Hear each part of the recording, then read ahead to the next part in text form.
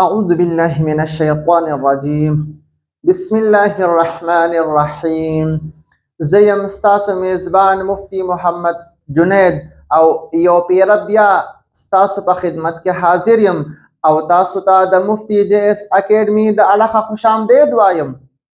زمونږ نن د الله تبارک وتعالی په فضل او په احسان سره 40 نمبر درس دی او د دین وړاندې مونږ 39 دروس برابر کړل.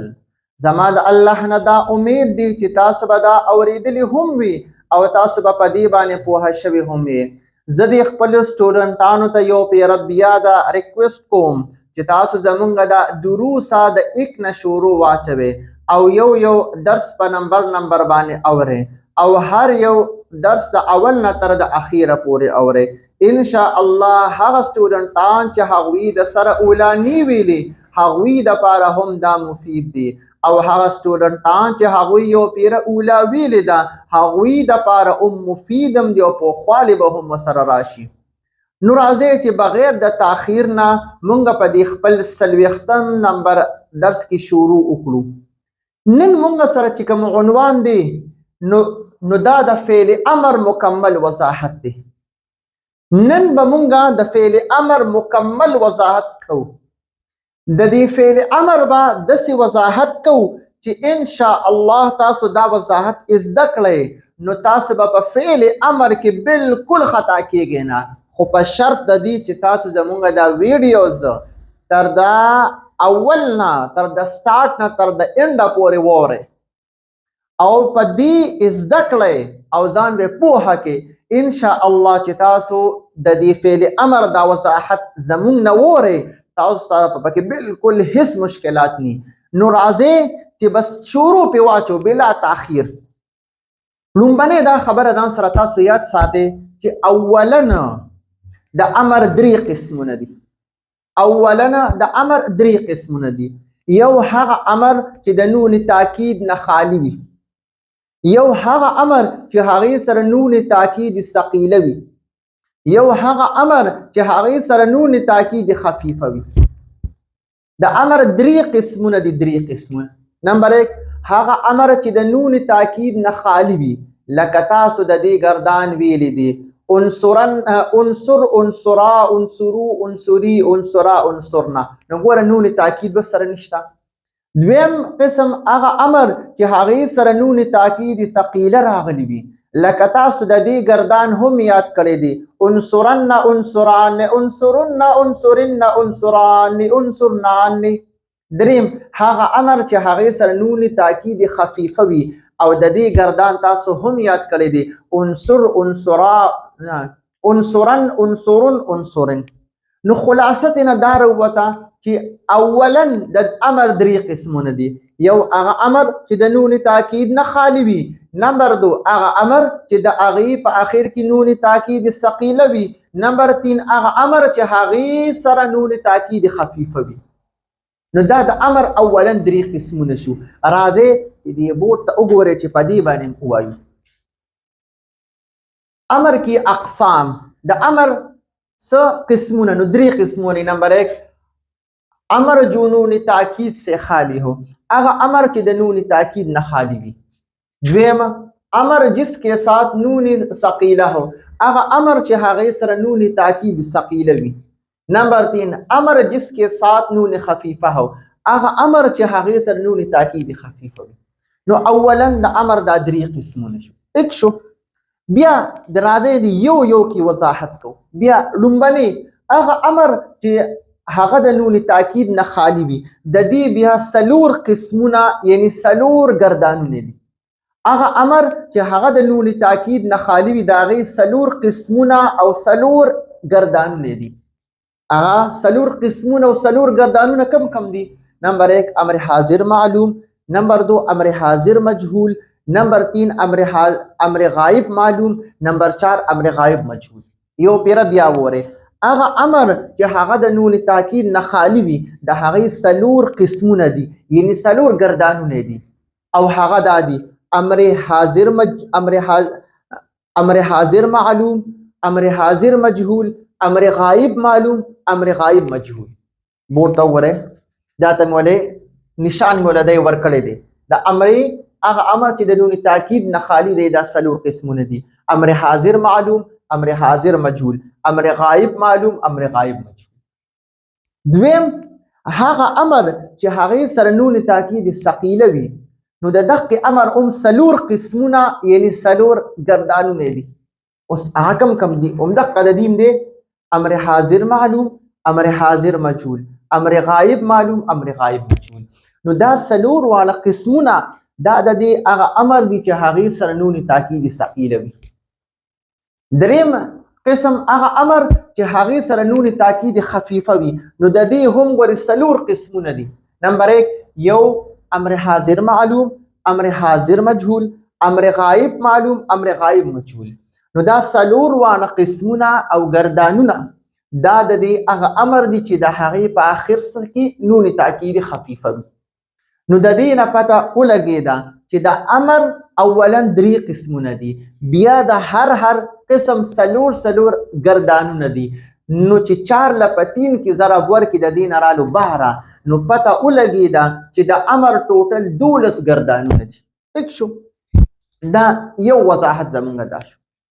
اوس به زه تاسو په دې باندې هم پیومه چې کلم تاسو زما دا سبق یاد کو کنه نو خپه ګارانټي او یقین سره د تویم چې ان شاء الله د امر په گردان کې به تاسو بالکل خطا کیږئ. خو شرط پکې دی چې ګور تاسو دا یاد کړئ. دومره په وضاحت سره د تویم چې ان شاء الله دومره په وضاحت سره به تاسو یو ځای کې مو نه راي. خو په شرط د دې چې دا تاسو یاد کړئ او په دې تاسو ځان پوهه کړئ د امر په یو سعه کې بیا خطا کیږئ نه. نو دا خو د امر اولا درې قسمونه شو، بیا د هر قسم لاندې څلور گردانونه شو. اوس به زه تاسو ته دا وایم چې هغه امر چې د نون تاکید نه خالی وي د دې لومبني قسم دی امر حاضر معلوم، دویم قسم دی امر حاضر مجهول، دریم قسم دی امر غایب معلوم، څلورم قسم دی امر غایب مجهول. نو اوس به دام پکې وایو چې دا څلور قسمونه د چانه جوړیږي او څنګه جوړیږي. دا به وایو د دې نه پس به دا وایو هغه امر چې هغه سره نون تاکید ثقيله وي د هغه د څلور قسمونه دي. نو دا څلور وانه قسمونه د چانه جوړیږي او څنګه جوړیږي دا به وایو. بیا به داسې کار وکړو هغه امر چې د هغه سره نون تاکید خفیفه وي نو د هغه څلور قسمونه دي. نو دا به و چې د څلور قسمونه د چانه جوړیږي او څنګه جوړیږي دا به وایو. نو راځي لومبني او په دې باندې شروع واچو. هغه امر چې هغه د نون تاکید نه خالی وي د هغه څلور گردانونه دي، څلور قسمونه او گردانونه یو شی د خاطر څنګه تاسو وایي بس د هغه څلور گردانونه دي. اوس دا وایو چې د څلور گردانونه د چانه جوړ شوي دي. نو راځي چې شروع واچو. په دې کې لومبني موږ سره دی امر حاضر معلوم. نو یا ځان سره ساتي د امر حاضر معلوم چې کوم دی نو دا د فعل مضارع معلوم د مخاطب صيغونه دي. څنګه امر حاضر معلوم نه دی، امر حاضر معلوم گردان، امر حاضر معلوم گردان دا د فعل مضارع معلوم د مخاطب صيغونه جوړي. نو ګوره امر حاضر معلوم کې شپږ صيغې دي او فعل مضارع د فعل مضارع معلوم مخاطب هم شپږ صيغې دي. نو د امر حاضر معلوم د شپږ صيغې د فعل مضارع معلوم د مخاطب د شپږو صيغونه جوړي. نو خلاصه نه موږ ته دا وروته چې امر حاضر معلوم گردان چې کم دی دا د فعل مضارع معلوم د مخاطب صيغونه جوړي. اردو کې مطلب وته وګوره امر حاضر معلوم کی بنا د امر حاضر معلوم جوړیدل فعل مضارع معلوم کی مخاطب صيغوں سے د فعل مضارع معلوم دا معلوم تکیا ساته د فعل مضارع معلوم د مخاطب صيغونه. دویم دلته موږ سره امر حاضر مجهول. نو امر حاضر مجهول د چانه جوړیږي نو یا ساته امر حاضر مجهول چې کوم دی دا د فعل مضارع مجهول د مخاطب صيغونه جوړیږي.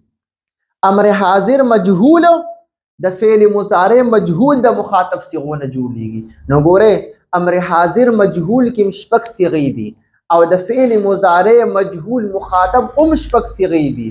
نو د امر حاضر مجهول د شپږ صيغې د فعل مضارع مجهول د شپږو صيغو نه جوړیږي.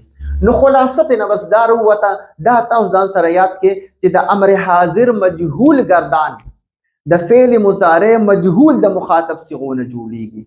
په دې بورډ باندې مو ته وګورئ امر حاضر مجهول کی بنا د امر حاضر مجهول جوړیدل چې دي فعل مضارع مجهول کی مخاطب صيغو سے نو دا د فعل مضارع مجهول د مخاطب صيغو نه دي. دریم دلته موږ سره دی امر غائب معلوم. نو امر غائب معلوم د چا نه جوړیږي؟ نو یا ساته امر غائب معلوم چې دی نو دا د فعل مضارع معلوم د غائب او متکلم صيغو نه جوړیږي. څنګه امر غائب معلوم دا د فعل مضارع معلوم د غائب او متکلم صيغو نه جوړیږي. نو اوس تاسو ویلی دی امر غائب معلوم کې اته صيغې وي اته صيغې پکې اته او د فعل مضارع معلوم غائب او متکلم کې اته صيغې دي. نو د فعل د امر غائب معلوم د اته صيغې چې کوم دي دا د فعل مضارع معلوم د غائب او د متکلم د اتو صيغو نه جوړیږي. نو بس خلاصه موږ سره دا وروته چې د امر غائب معلوم گردان د فعل مضارع معلوم د غائب او متکلم صيغو نه جوړیږي. اوس بورډ ته موږ ګورئ چې نورم خپوه شي. امر غائب معلوم کی بنا د امر غائب معلوم جوړیدل فعل مضارع معلوم کی غائب اور متکلم کی صيغو سے د فعل مضارع معلوم د غائب او د متکلم صيغو نه دي. سلورم قسم دی امر غائب مجهول. نو امر غائب مجهول چې دی دا د فعل مضارع مجهول د غائب او د متکلم صيغو نه جوړیږي. څنګه امر غائب مجهول دا د فعل مضارع مجهول د غائب او متکلم صيغو نه جوړیږي. نو ګوره امر غائب مجهول کی اته صيغې دي او د فعل مضارع مجهول د غائب او د متکلم اته صيغې دي. نو د امر غائب مجهول د اته صيغې د فعل مضارع مجهول د غائب او متکلم د اتو صيغو نه جوړیږي. نو بس آسان ځان سره دا یاد کې دا صرف دا خبره ځان سره یاد کې چې د امر غائب مجهول گردان د فعل مضارع مجهول د غائب او د متکلم صيغو نه جوړیږي. نو اس بورډ باندې موږ ګورئ امر غائب مجهول کی بنا د امر غائب مجهول جوړیدل فعل مضارع مجهول کی غائب اور متکلم کی صيغو سے د فعل مضارع مجهول د غائب او د متکلم صيغو نه دي. نو امید دا دی چې تاسو په دې نقشه باندې مکمل پوه شوي. ان شاء الله را روان درس کې به مونږه بیا دا وایو چې دا د چانه جوړیږي او څنګه جوړیږي. نو مکمل وضاحت به ان شاء الله وایو. اسم پکې پرېږدو نه خو تاسو لږ مهرباني دا وکړئ چې زمونږ دا دروس اورئ او د فایدې دپاره او د ثواب دپاره نورو خلکو ته هم لیږئ چې څنګه زما ثواب کیږي. زه تاسو ته وایم دغه شان دي چې زمونږ د دروس تاسو نورو خلکو ته ویلېږئ نو ستاسو به هم ثواب کیږي. والسلام.